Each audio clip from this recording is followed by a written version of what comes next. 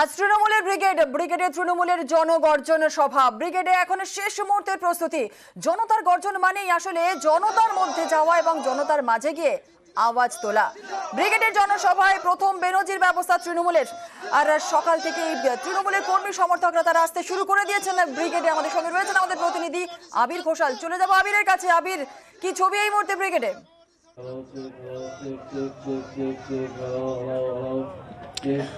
দেখো, তৃণমূল কংগ্রেসের তরফ থেকে লোকসভা নির্বাচনের প্রচারে যে কেন্দ্রীয় বঞ্চনার ইস্যু রাখা হবে তা ইতিমধ্যেই স্পষ্ট হয়ে গিয়েছে।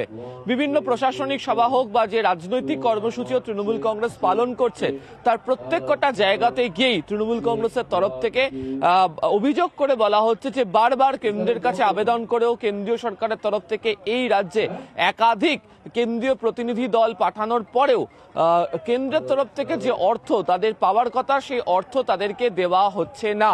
এবং এই বিষয় নিয়ে আন্দোলন করার ক্ষেত্রে শুধুমাত্র এই রাজ্যে নয়, দিল্লিতে পর্যন্ত গিয়ে তৃণমূল কংগ্রেসের তরফ থেকে আন্দোলন করা হয়েছে। আমরা দেখেছি যে রেড রোডে মমতা বন্দ্যোপাধ্যায় ধর্নায় বসেছেন, অভিষেক বন্দ্যোপাধ্যায় রাজভবনের সামনে ধর্নায় বসেছেন।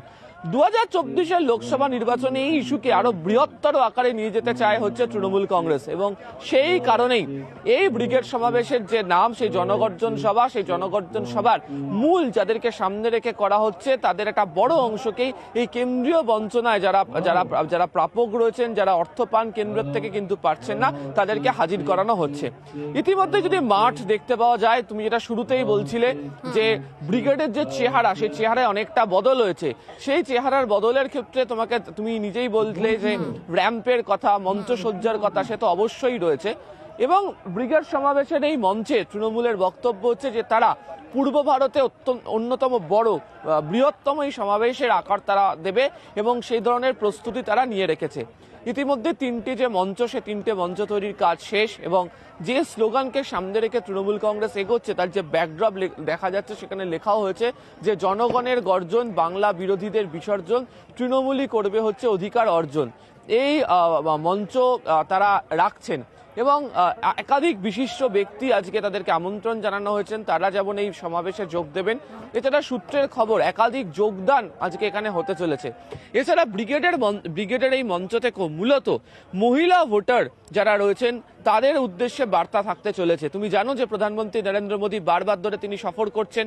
ইতিমধ্যেই তার আরামবাগ, বারাসাত, কৃষ্ণনগর, শিলিগুড়িতে তিনি সভা করে ফেলেছেন এবং প্রত্যেকটা সবার জায়গা থেকেই নরেন্দ্র মোদী বাংলাতে সন্দেশখালীর ইস্যুকে বলা হচ্ছে যে নারী নির্যাতনের ইস্যু, তাকে বৃহত্তর আকারে দেখানোর চেষ্টা করছে। আর এই পরিস্থিতিতে দাঁড়িয়ে আজকে ব্রিগেডের মঞ্চেও যেমন দুই মহিলা মন্ত্রী চন্দ্রিমা ভট্টাচার্য এবং শশী পাজা তাদেরকে বিশেষ গুরুত্ব সহকারে দেখা যাবে, ঠিক একই রকমভাবে ব্রিগেডের সভার আয়োজন করার ক্ষেত্রে মহিলাদের যে ইস্যুর কথা তা বারবার ধরে তৃণমূল কংগ্রেস তুলে ধরবে। ফলে সব মিলিয়ে যে ব্রিগেডের সমাবেশ, যার কিছুক্ষণ পরে রাজনৈতিক যে সমাবেশ তা শুরু হয়ে যাবে, তা নিয়ে তৃণমূল কংগ্রেসের কর্মী সমর্থকদের মধ্যে উৎসাহ যেমন রয়েছে, ঠিক একই রকম উৎসাহ লক্ষ্য করতে পারা যাচ্ছে যে আজকে মঞ্চ থেকে মমতা বন্দ্যোপাধ্যায়, অভিষেক বন্দ্যোপাধ্যায় কি বার্তা রাখতে চলেছেন এবং তৃণমূল গত কয়েকদিন ধরে সোশ্যাল মিডিয়াতে হোক, তাদের বিভিন্ন কর্মসূচিতে হোক, এই জনগর্জন সভা নিয়ে তাদের বক্তব্য ছিল যে তারা একটা চমক দেবে। সেই চমক মঞ্চ থেকে কি থাকতে চলেছে সেদিকেও প্রত্যেকের নজর থাকছে। জুনেলা, ধন্যবাদ।